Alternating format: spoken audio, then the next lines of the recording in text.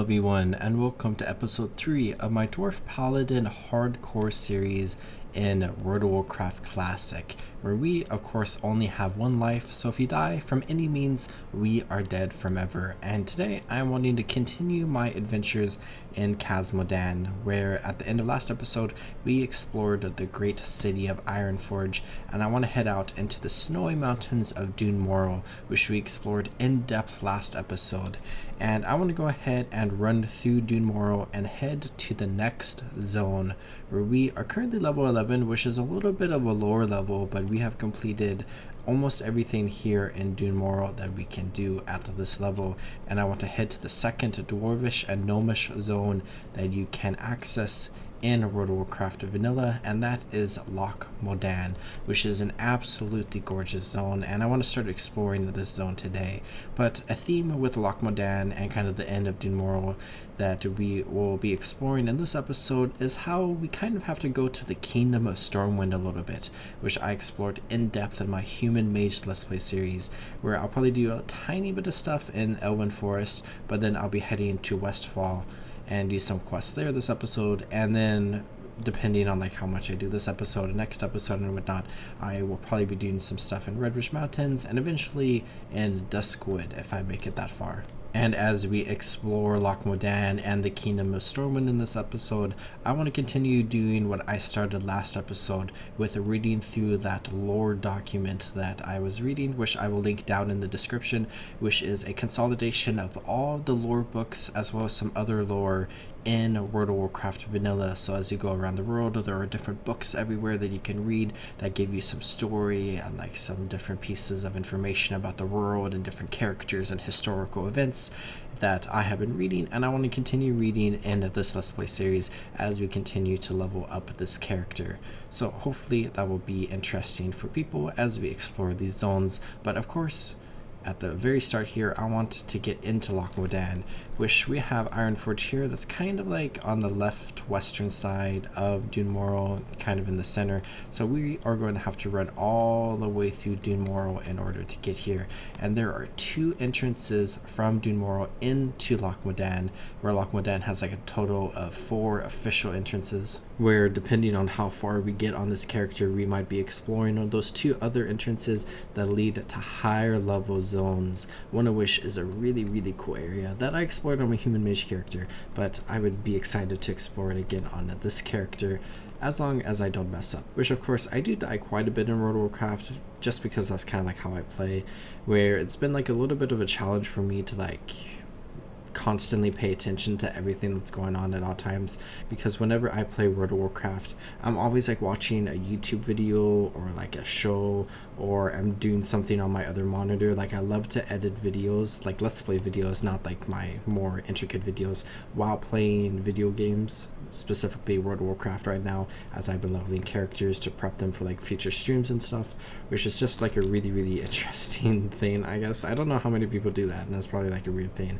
And of course I can't do that with like more complex videos, but it works well with Let's Play videos since I'm mostly just listening to my audio and then I'm cutting it whenever I cough, which I cough a lot, or whenever I like misspeak, because I misspeak a lot. There was a cough right there. But as I was saying earlier before I went off on a tangent, we have the Northgate outpost that I explored a tiny bit at the end of last episode when I went and looked at the fallen pilot here and we fought that bear, which that bear is really cool because I leveled a dwarf hunter starting in vanilla, and I continued leveling into the Wrath of the Lich King expansion, where I stopped playing that character once I reached level 80. And I actually tamed that bear, and I named the bear B-I-A-E, and I have no idea why I did that. I think it was like a combination of like 2 different words that I jammed together that were like kind of bear related, but I cannot remember what those 2 words were that I combined together. But that is just a fun area, and it goes over to an area in Loch Modan that we will explore in just a moment. But I want to go through the southern entrance, which this is Northgate Outpost. I believe this is going to be Southgate Outpost, and we have a quest that we can turn in here, and it is going to take us further into Loch Modan. So we have explored all these areas at Coldridge Valley, Cairn, Theranos, Brunel Village, the Gobular Quarry, and all of these areas around here where we have some of these Ironforge Mountaineers walking along the road right here, which is cool. And we are just going to continue past them, and we can see coming up right here we have a split in the road where the signpost says Loch Modan this way, even though like the more structured road continues that way. But we are going to go ahead and go this way. I think the structured road kind of makes more sense because that goes towards another tunnel that goes into the wetlands, which is one of the zones that I was talking about earlier. But we can go through Southgate Pass here, which is this tunnel, and we can begin our farewell to Dun Morogh, which will probably like pop into the zone every now and then, especially flying over it as we head to Ironforge and get over towards Stormwind, and then like return to Ironforge to like train and like sell things and do different things and whatnot. But let's go ahead and go through this tunnel where we can see right on the other side of this tunnel right here. It's a pretty short one. We are still in Dun Morogh, but we are in like a cool valley area that's like separated from the rest of the map, and it's kind of like the transition between Loch Modan and Dun Morogh, where of course Dun Morogh is very, very, very high up in the mountains, and as we go into Loch Modan we are going to be going down on the mountain quite a bit, and then when we get to wetlands we will be going down even further. So it's a really cool transition from like Ironforge to Loch Modan to the wetlands, as we go from like the highest peaks of the Eastern Kingdoms down to the ocean. But let's give this mountaineer some of this stout, and then he is going to send us to the main town in Loch Modan, which we can explore in just a moment, which is a town that I love a lot. But let's go ahead, and we came through that tunnel. Let's go through this tunnel, and we can see right off the bat right there that Loch Modan looks pretty different than Dun Morogh, because we have been exploring snow-capped peaks and rugged mountains, and we can see some green foliage here with some really beautiful trees and some green grass and some really beautiful bushes here as the snow kind of like melts away right here, and we come into this valley, which is just a gorgeous valley, and I love this area so much, where we are now in the Valley of Kings, where we have the entrance to Dun Morogh right there, and I guess this is another entrance to another map, so there's like 3 more entrances right here. But we have a door to the Searing Gorge, which is one of the highest level maps in the game, which I love so much, and this door is locked so we can't go through it, but if we make it to like level 48ish, 46ish, we can pick up a quest over there in order to unlock that door. And we have a quest giver right here, in defense of the King's lands. And why is this area called the Valley of Kings? Well, if you look up right here, we have 2 incredible statues right here of 2 dwarves who I'm not entirely sure who the dwarves are. Maybe I'll try to like look into that and throw that in the description if I remember. But let's go ahead, come into here where we have a just super cool dwarven bunker that we have another quest that we can go ahead and pick up, and we are going to have quests all around here. Mountaineer Wallbang, that's kind of funny for anyone who's played like a shooter game before. But let's run up here and talk to Captain Rougefuss, where we now have 2 quests to kill trogs in Loch Modan, which means that we will be able to experience more of those pesky little enemies that we started fighting at the very start of our adventures here, and we will continue fighting until we die probably. But let's go ahead and leave the Valley of Kings, where we have the signpost to Dun Morogh, and then to the Searing Gorge, and then to Thelsomar, which is the primary town here in Loch Modan. And I just love how active this server is right now, where I'm playing at a good time, I suppose, where there are some night elves and some humans about, and of course there's probably a gnome somewhere that I saw at some point. But we have some guards walking along the road here. There's a gnome, and we can see that there are going to be some trogs over there, but also some trogs this way, which I think I'm just going to go pick up all the quests that I want to pick up, and then we can begin exploring Loch Modan and talking about those lore documents that I have talked about. But we got some more trogs over there, so I'm just going to avoid this one right now. Maybe I'll have to fight him. Looks like we're fine. But we have a ram, which is a level 5 critter, which I really like these critters for whatever reason. And I think if you're a skinner, you can actually skin this critter and get like a ruined leather scrap, which is kind of fun. But Loch Modan is just a beautiful zone that we can see with rolling hills and really cool trees, and there are a ton of cool areas that we can explore. We have a traveling merchant right there, and let's go ahead and run over towards the Griffin Master, which is kind of like a checkpoint in the world where we can talk to this Griffin Master, and then we can ride this flying beast right here back to Ironforge or to any other Griffin Masters that we unlock in the future. But let's go into Thilsamar here, which we can see is a really cool area that has some buildings similar to ones that we explored in Dune Moral, but instead of being like snow covered, we can see that there's like grass and moss and trees growing over these buildings, which is really cool. But let's go ahead, turn in this quest, and I'm just going to pick up all these different quests around here. And I might go ahead and actually set my Hearthstone to the Stout Lager Inn, no longer the Thunderbrew Distillery, because we, oh, not that one, because we are going to be exploring this area for quite some time, and then I can update it in the future. Pick up this quest as well, and then we have this quest that I can pick up, and that is going to send us back to Ironforge, and it's going to teach us about the Flight Master. But let's go ahead and explore two more things really quickly, where the sun is kind of setting right now, which is beautiful, and it's setting over this loch, which of course this is the namesake for Loch Modan, the Loch. And it is a massive watery area that we can see makes up a massive chunk of the map here. And on the northern side, which we'll probably see at some point, is the massive stone wrought dam that we will be able to like run across and have some quests dealing with that dam. And it's just a really beautiful area. But let's exit out of Thilsamar, and I'll do that quest later, and let's continue this way towards the Wetlands, where this is a really cool moment for me, and also for anyone who has watched a lot of my World of Warcraft Let's Play series, which I doubt anyone who has watched the episode I'm about to talk about is watching this one right now. But if you are, hello, and thanks for watching both. But all the way back to my Human Mage Let's Play series that I started like a couple years ago, I'm not sure about the exact dates, but definitely like around 2 years ago, I was exploring the world of Azeroth on my Human Mage, and in episode 8 I came to Loch Modan, and I spent the entirety of episode 9 basically here in Loch Modan doing a bunch of stuff, and I was here at the end of episode 8. And in episode 8, I talked about how one day in the future, in a future Let's Play series, I would be coming through this area and coming towards this bunker that we are coming towards right now, and I would be exploring this as a dwarf character one day. And that day has come true, where here we are running up to this bunker, exploring Loch Modan as a dwarf character years later in a brand new Let's Play series. And this feels kind of like a full circle moment for me, and I'm really enjoying this right now, where we are at the Owl gas station, and I can go ahead, run up here, and we can talk to Mountaineer Stormpike to pick up some quests, one of which is going to take us to Stormwind, I believe, which is kind of fun because we will be returning to the areas that I explored in that Human Mage character, the character that I talked about coming to this place in the future on, and the future's now.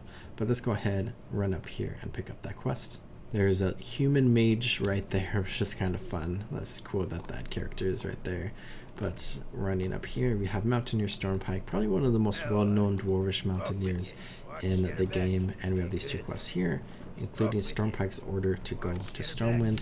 And now that we have picked up those quests, I have picked up many different quests here in the Loch Modan area, and I think I'm going to go ahead and start doing these now, and we can talk about all of this lore, and I'll continue doing these quests and exploring some of the Kingdom of Stormwind as we continue to talk about some lore.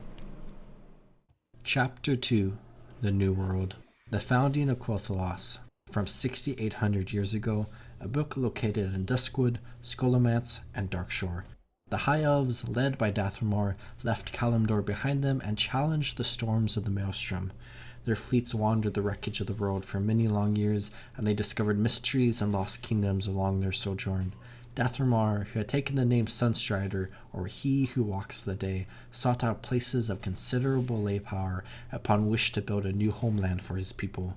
His fleet finally landed on the beaches of the kingdom men would later call Lordaeron. Forging inland, the High Elves founded a settlement within the tranquil Terrasfog Glades. After a few years, many of them began to go mad. It was theorized that something evil slept beneath that particular part of the world, but the rumors were never proven to be true. The High Elves packed up their encampment and moved northward towards another land rich with ley energies. As the High Elves crossed the rugged mountainous lands of Lordran, their journey became more perilous. Since they were effectively cut off from their life-giving energies of the Well of Eternity, many of them fell ill from the frigid climate or died from starvation. The most disconcerting change, however, was the fact that they were no longer immortal or immune to the elements. They also shrank somewhat in height, and their skin lost its characteristic violet hue. Despite their hardships, they encountered many wondrous creatures that had never been seen in Kalimdor. They also found tribes of primitive humans who hunted throughout the ancient forest lands. However, the direst threat they encountered were the voracious and cunning forest trolls of Zul'Aman. These moss-skinned trolls could regenerate lost limbs and heal grievous physical energies, but they proved to be a barbaric, evil race. The Imani Empire stretched across most of northern Lordaeron, and the trolls fought hard to keep unwanted strangers from their borders.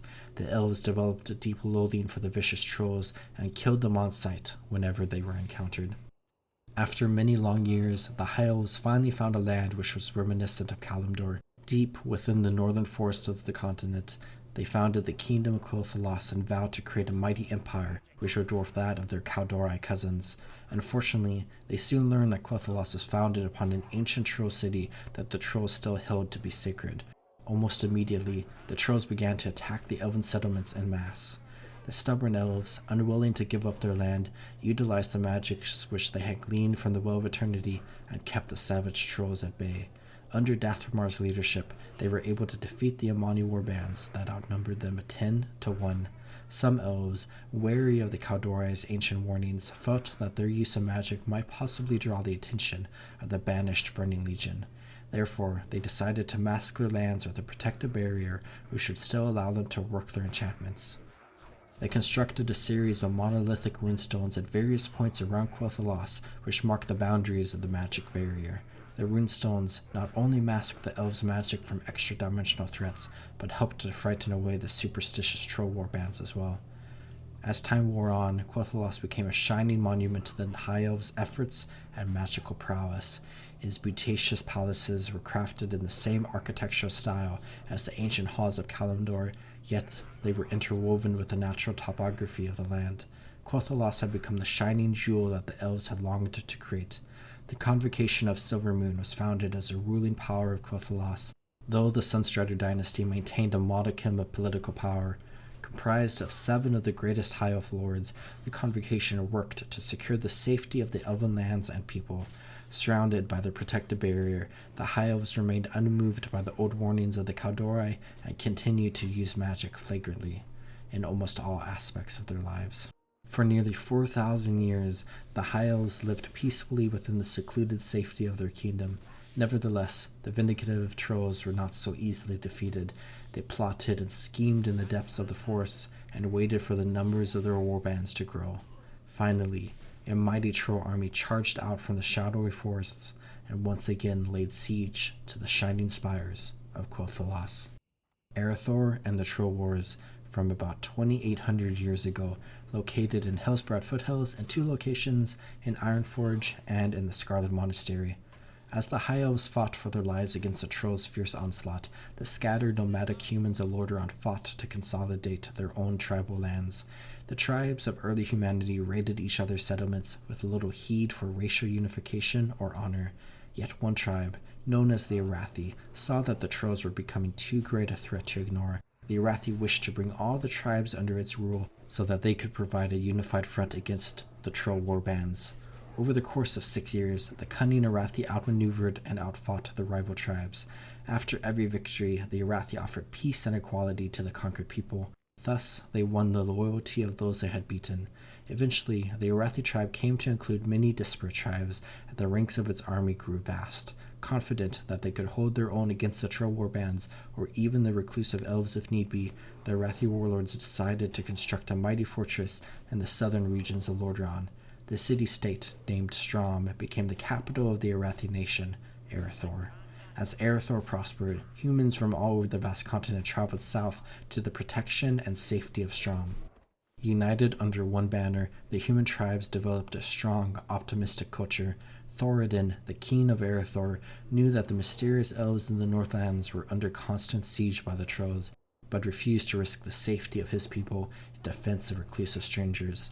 Many months passed as rumors of the elves' supposed defeat trickled down from the north. It was only when wary ambassadors from Quel'Thalas reached Strom that Thoradin realized how great the Troll threat truly was. The elves informed Thoradin that the Troll armies were vast, and that once the Trolls had destroyed Quel'Thalas, they would move on to attack the Southlands. The desperate elves, in dire need of military aid, hastily agreed to teach certain select humans to wield magic in exchange for their help against the warbands. Thoradin, distrustful of any magic, agreed to aid the elves out of necessity. Almost immediately, elven sorcerers arrived in Erethdor and began to instruct a group of humans in the ways of magic. The elves found that although humans were innately clumsy in their handling of magic, they possessed a startling natural affinity for it. 100 men were taught the very basics of the elves' magical secrets, no more than was absolutely necessary to combat the Trolls. Convinced that their human students were ready to aid in the struggle, the elves left Strom and traveled north alongside the mighty armies of King Thoradin. The united elf and human armies clashed against the overwhelming Troll warbands at the foot of the Otrak Mountains. The battle lasted for many days, but the unflagging armies of Erethdor never tired or gave an inch of ground before the Troll onslaught. The elven lords deemed that the time had come to release the powers of their magic upon the enemy.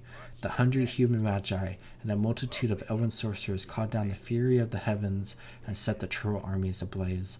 The elemental fires prevented the Trolls from regenerating their wounds and burned their tortured forms from the inside out. As the Troll armies broke and attempted to flee, Thoradin's armies ran them down and slaughtered every last one of their soldiers. The Trolls would never fully recover from their defeat, and history would never see the Trolls rise as one nation again. Assured that Quel'Thalas was saved from destruction, the elves made a pledge of loyalty and friendship to the nation of Erethdor and to the bloodline of its king Thoradin. Humans and elves would nurture peaceful relations for ages to come. The Guardians of Terrasfall, from about 2,700 years ago, located in Stormwind City. With the absence of Trolls in the Northlands, the elves of Quel'Thalas bent their efforts towards rebuilding their glorious homeland. The victorious armies of Erethdor returned home to Southlands of Strom. The human society of Erethdor grew and prospered, yet Thoradin, fearful that his kingdom would splinter apart if it overextended itself, maintained that Strom was the center of the Erethdorian Empire. After many peaceful years of growth and commerce, mighty Thoradin died of old age, leaving Erethdor's younger generation free to expand the empire beyond the lands of Strom. The original 100 magi who were tutored in the ways of magic by the elves expanded their powers and studied the mystic disciplines of spellweaving in much greater detail. These magi, initially chosen for their strong wills and noble spirits, had always practiced their magic with care and responsibility. However, they passed their secrets and powers onto a newer generation that had no concept of the rigors of war or the necessity of self-restraint. These younger magicians began to practice magic for personal gain rather than out of any responsibility towards their fellows. As the empire grew and expanded into the new lands, the young magicians also spread out into the Southlands. Wielding their mystical powers, the magicians protected their brethren from the wild creatures of the land and made it possible for new city-states to be constructed in the wilderness. Yet, as their powers grew, the magicians became ever more conceited and isolated from the rest of society. The second Erethdorian city-state of Dalaran was founded in the lands north of Strom. Many fledgling wizards left the restraining confines of Strom behind and traveled to Dalaran, where they hoped to use their new powers with greater freedom. These magicians used their skills to build up the enchanted spires of Dalaran and reveled in the pursuit of their studies. The citizens of Dalaran tolerated the magicians' endeavors and built up a bustling economy under the protection of their magic-using defenders. Yet, as more and more magicians practiced their arts, the fabric of reality around Dalaran began to weaken and tear. The sinister agents of the Burning Legion who had been banished when the Well of Eternity collapsed were lured back into the world by the heedless spellcasting of the magicians of Dalaran. Though these relatively weak demons did not appear in force, they did sow considerable confusion and chaos within the streets of Dalaran. Most of these demonic encounters were isolated events, and the ruling magocrats did what they could to keep such events hidden from the public. The most powerful magicians were sent to capture the elusive demons, but they often found themselves hopelessly outmatched by the lone agents of the mighty legion. After a few months, the superstitious peasantry began to suspect that their sorcerers rulers were hiding something terrible from them. Rumors of revolution began to sweep through the streets of Dalaran as the paranoid citizenry questioned the motives and practices of the magicians they had once admired. The magocrats, fearing that the peasants would revolt and that Strom would take action against them, turned to the only group they felt would understand their particular problem: the elves. Upon hearing the magocrats' news of demonic activity in Dalaran, the elves quickly dispatched their mightiest wizards to the human lands. The elven wizards studied the energy currents in Dalaran and made detailed reports of all the demonic activity that they beheld. They concluded that although there were only a few demons loose in the world, the Legion itself would remain a dire threat so long as humans continued to wield the forces of magic. The Council of Silvermoon, which ruled over the Elves of Quel'Thalas, entered into a secret pact with the magocrat lords of Dalaran. The elves told the magocrats about the history of ancient Kalimdor and the Burning Legion, a history which still threatened the world. They informed the humans that so long as they used magic, they would need to protect their citizenry from the malicious agents of the Legion. The magocrats proposed the notion of empowering a single mortal champion who would utilize their powers in order to fight a never-ending secret war against the Legion. It was stressed that the majority of mankind could never know about the Guardian or the threat of the Legion for fear that they would riot in fear and paranoia. The elves agreed to the proposal and founded a secret society that would watch over the selection of the Guardian and help to stem the rise of chaos in the world. The society held its secret meetings in the shadowed Tirisfal glades, where the High Elves had first settled in Lordaeron. Thus, they named the secret sect the Guardians of Tirisfal. The mortal champions who were chosen to be guardians were imbued with incredible powers of both elven and human magic. Though there would only ever be one guardian at a time, they held such a vast power that they could single-handedly fight back the Legion's agents whenever they were found in the world. The guardian power was so great that only the Council of Tirisfal was allowed to choose potential successors to the mantle of guardianship. Whenever a guardian grew too old or wearied of the secret war against chaos, the council chose a new champion and, under controlled conditions, formally channeled the guardian power into its new agent. As the generations passed, guardians defended the masses of humanity from the invisible threat of the Burning Legion throughout the lands of Erethdor and Quel'Thalas. Erethdor grew and prospered while the use of magic spread throughout the empire. Meanwhile, the guardians kept careful watch for signs of demonic activity. Ironforge, the awakening of the dwarves from about 2,500 years ago, located in Tenaris, Loch Modan, Ironforge, the Barrens, Mulgore, and Blackrock Depths. In the ancient times, after the Titans departed Azeroth, their children, known as the Earthen, continued to shape and guard the deep recesses of the world. The Earthen were largely unconcerned with the affairs of the surface-dwelling races and longed only to plume the dark depths of the earth. When the world was sundered by the Well of Eternity's implosion, the Earthen were deeply affected. Reeling with the pain of the earth itself, the Earthen lost much of their identity and sealed themselves within the stone chambers where they were first created. Odaman, Odum, Oduar. These were the names of the ancient Titan cities where the Earthen first took shape and form. Buried deep beneath the world, the Earthen rested in peace for nearly 8,000 years. Though it is unclear what awakened them, the Earthen sealed within Odaman eventually arose from their self-imposed slumber. These Earthen found that they had changed significantly during their hibernation. Their rocky hides had softened and become smooth-skinned, and their powers over stone and earth had waned. They had become mortal creatures. Calling themselves dwarves, the last of the Earthen race left the halls of Odaman and ventured out into the waking world. Still lulled by the safety and wonders of the deep places, they founded a vast kingdom under the highest mountain in the land. They named their land Khaz Modan, or Mountain of Khaz, in honor of the Titan Shaper, Khaz'Groth. Constructing an altar for their Titan father, the dwarves created a mighty forge within the heart of the mountain. Thus, the city that grew around the forge would be called Ironforge ever after. The dwarves, by nature fascinated with shaping gems and stone, set out to mine the surrounding mountains for riches and precious materials. Content with their labors under the world, the dwarves remained isolated from the affairs of their surface-dwelling neighbors. The Seven Kingdoms, from about 1,200 years ago, located in Scholomance and Strathholm. Strom continued to act as the central hub of Earthor, but as with Dalaran, many new city-states arose across the continent of Lordaeron. Gilneas, Otrak, and Koteris were the first city-states to arise, and although they each had their own customs and commercial workings, they all held to the unifying authority of Strom. Under the vigilant watch of the Order of Tirisfal, Dalaran became the chief center of learning for magicians throughout the land.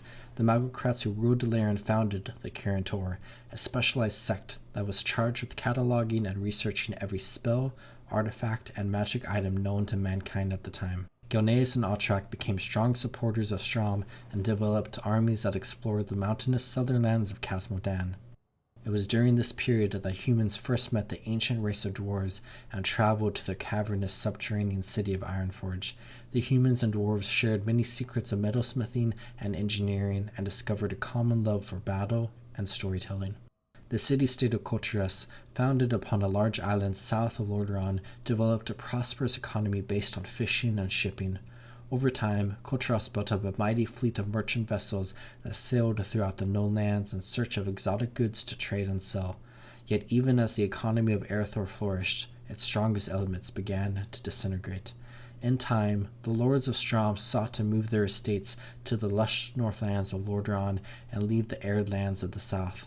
The heirs of King Thoradin, the last descendants of the Arathi bloodline, argued that Strom should not be abandoned and thus incurred the displeasure of the greater citizenry, who were likewise eager to leave.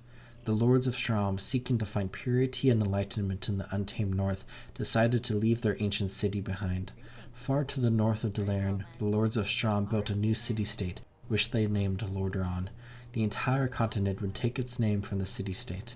Lordaeron became a mecca for religious travelers and all those who sought inner peace and security. The descendants of the Arathi, left within the crumbling walls of ancient Strom, decided to travel south past the rocky mountains of Khaz Modan. Their journey finally ended after many long seasons, and they settled in the northern region of the continent they would name Azeroth. In a fertile valley, they founded the Kingdom of Stormwind, which quickly became a self-sufficient power in its own right. The few warriors still left in Strom decided to remain and guard the ancient walls of their city. Strom was no longer the center of the empire, but it developed into a new nation known as Stromgarde. Though each of the city-states became prosperous in its own right, the empire of Earthor had effectively disintegrated. As each nation developed its own customs and beliefs, they became increasingly segregated from one another. King Thoradin's vision of a unified humanity had faded at last. Egwene and the Dragon Hunt, from 823 years ago, located in Westfall, Scarlet Monastery, and the Tirisfal Glades. As the politics and rivalries of the 7 human nations waxed and waned, the line of guardians kept its constant vigil against chaos. There were many guardians over the years, but only one ever held the magical powers of Tirisfal at any given time. One of the last guardians of the age distinguished herself as a mighty warrior against the shadow. Egwene, a fiery human girl, won the approbation of the Order and was given the mantle of guardianship. Egwene vigorously worked to hunt down and eradicate demons wherever she found them, but she often questioned the authority of the male-dominated Council of Tirisfal. She believed that the ancient elves and the elderly men who presided over the council were too rigid in their thinking and not far-sighted enough to put a decisive end to the conflict against chaos. Impatient with lengthy discussion and debate, she yearned to prove herself worthy to her peers and superiors, and as a result, frequently chose valor over wisdom in crucial situations. As her mastery over the cosmic power of Tirisfal grew, Egwene became aware of a number of powerful demons that stalked the icy northern continent of Northrend. Traveling to the distant north, Egwene tracked down the demons into the mountains. There, she found the demons were hunting one of the last surviving dragonflights and draining the ancient creatures of their innate magic. The mighty dragons, who had fled from the ever-advancing march of mortal societies, found themselves too evenly matched against the dark magics of the Legion. Egwene confronted the demons, and with help from the noble dragons, eradicated them. Yet, as the last demon was banished from the mortal world, a great storm erupted throughout the north. An enormous, dark visage appeared in the sky above Northrend. Sargeras, the demon king and lord of the Burning Legion, appeared before Egwene and bristled with hellish energy. He informed the young guardian that the time of Tirisfal was about to come to an end and that the world would soon bow before the onslaught of the Legion. The proud Egwene, believing herself to be a match for the menacing god, unleashed her powers against Sargeras' avatar. With disconcerting ease, Egwene battered the demon lord with her powers and succeeded in killing his physical shell. Fearing that Sargeras' spirit would linger on, Egwene locked the ruined husk of his body within one of the ancient halls of Kalimdor that had been blasted to the bottom of the sea when the Well of Eternity collapsed.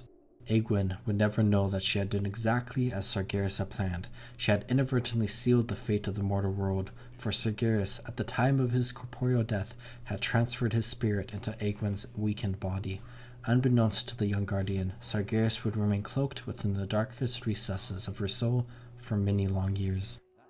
War of the Three Hammers, from 230 years ago, located in Redridge Mountains, Stormwind, Ironforge, the Barrens, Mogor, Scarlet Monastery, the Hinterlands, and Blackrock Depths. The dwarves of Ironforge Mountain lived in peace for many long centuries. However, their society grew too large within the confines of their mountain cities. Though the mighty High King Modimus Anvilmar ruled over all dwarves with justice and wisdom, three powerful factions had arisen amongst the dwarven society.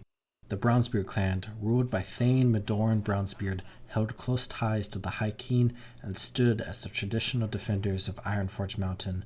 The Wildhammer clan, ruled by Thane Cardos Wildhammer, inhabited the foothills and crags around the base of the mountain and sought to gain more control within the city. The third faction, the Dark Iron clan, was ruled by sorcerer Thane Thorson.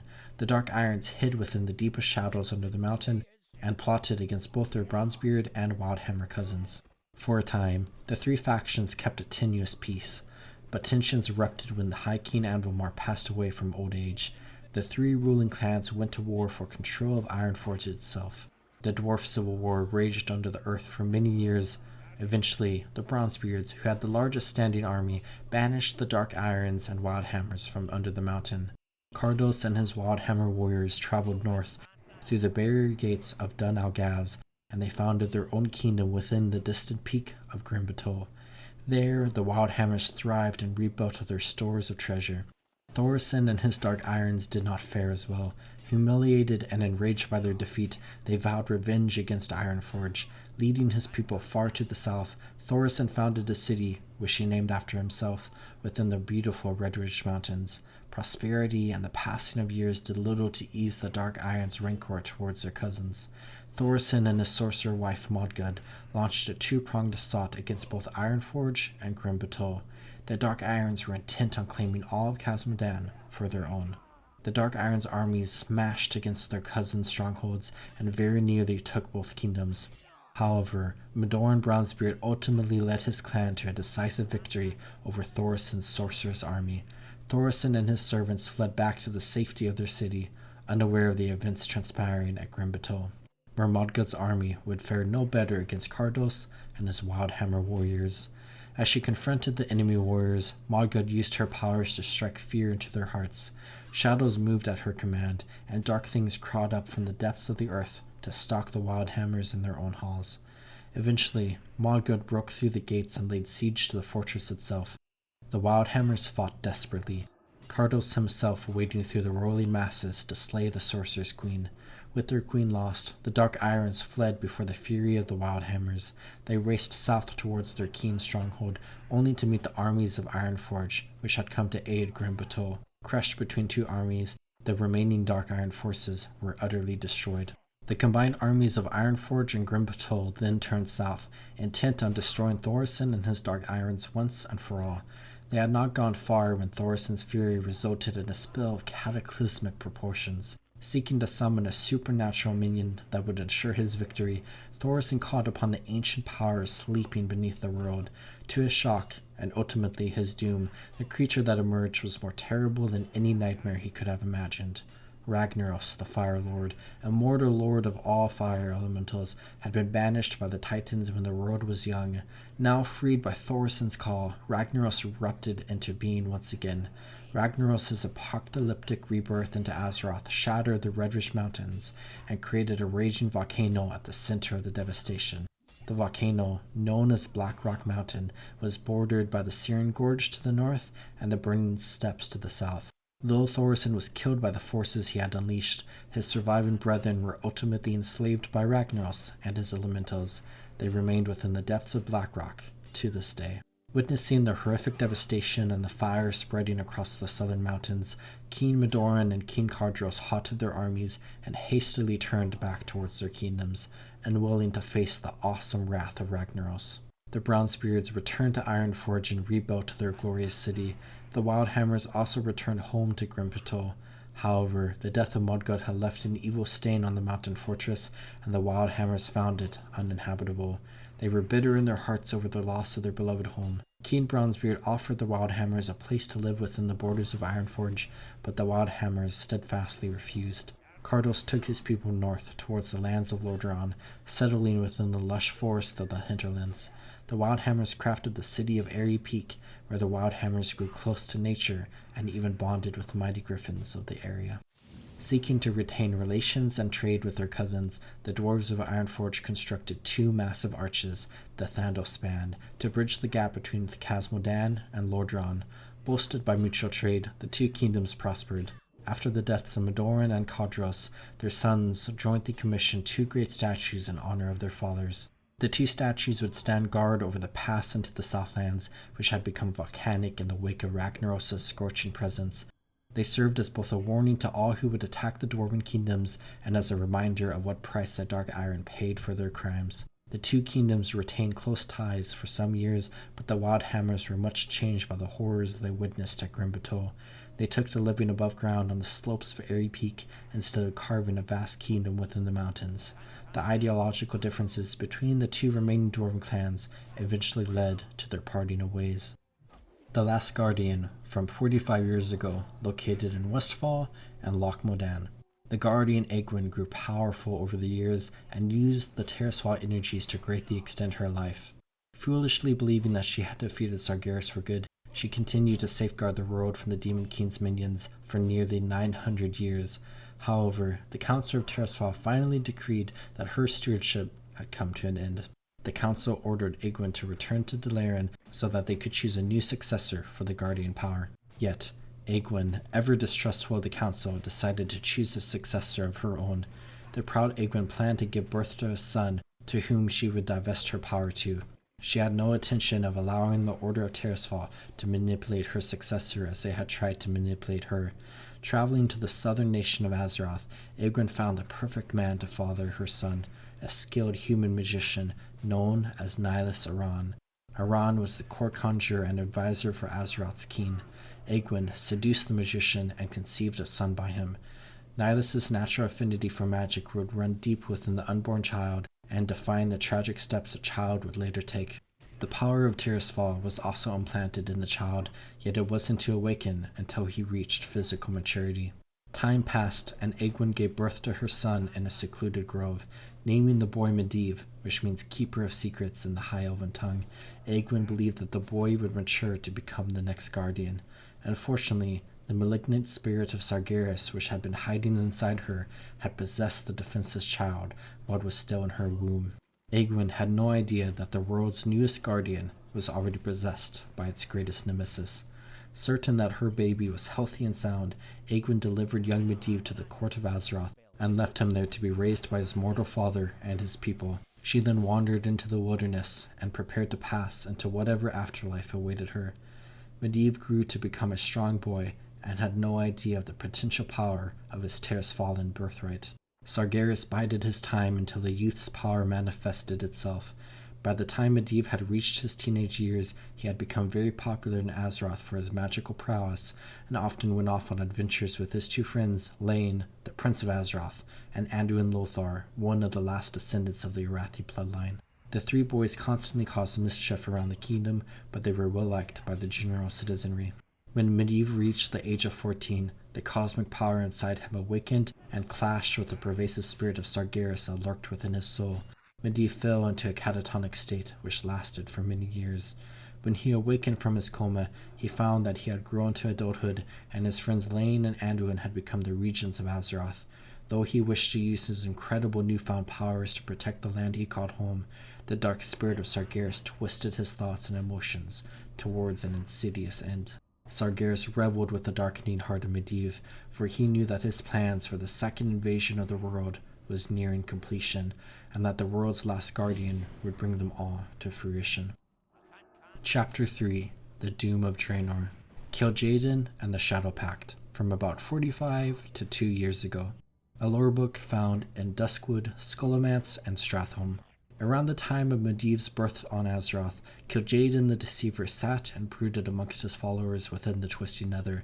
The cunning demon lord, under orders of his master Sargeras, was plotting the Burning Legion's second invasion of Azeroth. This time, he would not allow any mistakes. Kil'jaeden surmised that he needed a new force to weaken Azeroth's defenses before the Legion even set foot upon the world. If the mortal races, such as the Night Elves and Dragons, were forced to contend with a new threat, they would be too weak to pose any real resistance when the Legion's true invasion arrived. It was at this time that Kil'jaeden discovered the lush world of Draenor floating peacefully within the Great Dark beyond. Home to the shamanistic clan-based orcs and the peaceful Draenei, Draenor was as idyllic as it was vast. The noble orc clans roamed the open prairies and hunted for sport, while the inquisitive Draenei built crude cities within the world's towering cliffs and peaks. Kil'jaeden knew that Draenor's denizens had great potential to serve the Burning Legion if they were to be cultivated properly. Of the two races, Kil'jaeden saw that the warrior orcs were more susceptible to the Legion's corruption. He enthralled the elder orc shaman Ner'zhul in much the same way that Sargeras brought Queen Azshara under his control in ages past. Using the cunning shaman as his conduit, the demons spread battle lust and savagery throughout the orc clans. Before long, the spiritual race was transformed into a bloodthirsty people. Kil'jaeden then urged Ner'zhul and his people to take the last step, to give themselves over entirely to the pursuit of death and war. Yet, the old shaman, sensing that his people would be enslaved to hatred forever, somehow resisted the demon's command. Frustrated by Ner'zhul's resistance, Kil'jaeden searched for another orc who would deliver his people into the Legion's hands. The clever demon lord finally found the willing disciple he sought, Ner'zhul's ambitious apprentice, Gul'dan. Kil'jaeden promised Gul'dan untold power in exchange for his utter obedience.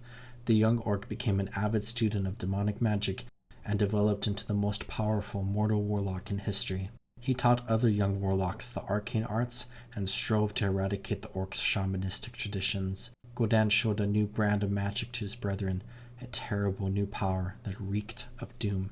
Kil'jaeden, seeking to tighten his hold over the orcs, helped Gul'dan found the Shadow Council, a secretive sect that manipulated the clans and spread the use of warlock magics throughout Draenor. As more and more orcs began to wield warlock magics, the gentle fields and streams of Draenor began to blacken and fade. Over time, the vast prairies the orcs had called home for generations withered away, leaving only red, barren soil. The demon energies were slowly killing the world. Rise of the Horde from 1 year ago. Swamp of Sorrows, Ironforge, Durotar. And by 1 year ago, I mean 1 year before the opening of the Dark Portal. And that's what I meant this entire time. The orcs became increasingly aggressive under the secret control of Gul'dan and his Shadow Council. They constructed massive arenas where the orcs honed their warrior skills in trials of combat and death. During this period, a few clan chieftains spoke out against the growing depravity in their race. One such chieftain, Durotan of the Frostwolf clan, warned against the orcs losing themselves to hate and fury. His words fell on deaf ears, however, as stronger chieftains such as Gramhill Scream of the Warsong clan stepped forward to champion the new age of warfare and dominance. Kil'jaeden knew that the orc clans were almost ready, but he needed to be certain of their ultimate loyalty. In secret, he had the Shadow Council summon Mannoroth the Destructor, the living vessel of destruction and rage. Gul'dan called the clan chieftains together and convinced them that drinking Mannoroth's raging blood would make them utterly invincible. Led by Gramhill Scream, all the clan chiefs except Durotan drank and thereby sealed their fates as slaves to the Burning Legion. Empowered by Mannoroth's rage, the chieftains unwittingly extended the subjugation to their unsuspecting brethren. Consumed with the curse of this new bloodlust, the orcs sought to unleash their fury on any who stood before them. Sensing that the time had come, Gul'dan united the warring clans into a single unstoppable horde. However, knowing that the valorous chieftains like Hellscream and Orgrim Doomhammer would vie for overall supremacy, Gul'dan set up a puppet war chief to rule over this new horde. Blackhand the Destroyer, a particularly depraved and vicious orc warlord, was chosen to be Gul'dan's puppet. Under Blackhand's command, the Horde set out to test itself against the simple Draenor. Over the course of a few months, the Horde eradicated nearly every Draenor living on Draenor. Only a scattered handful of survivors managed to evade the Orcs' awesome wrath. Flushed with victory, Gul'dan reveled in the Horde's power and might. Still, he knew that without any enemies to fight, the Horde would consume itself with endless infighting and its unstoppable appetite for glorious slaughter. Kil'jaeden knew that the Horde was finally prepared.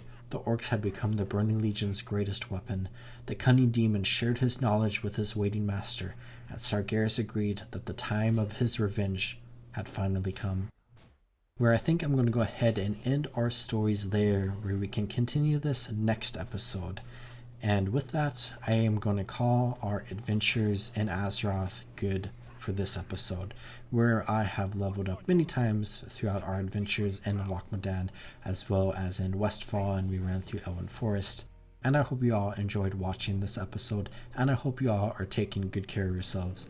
Remember, as always, to drink some water, check your posture, and subscribe. And I'll see you all next time in the world of Azeroth. Goodbye.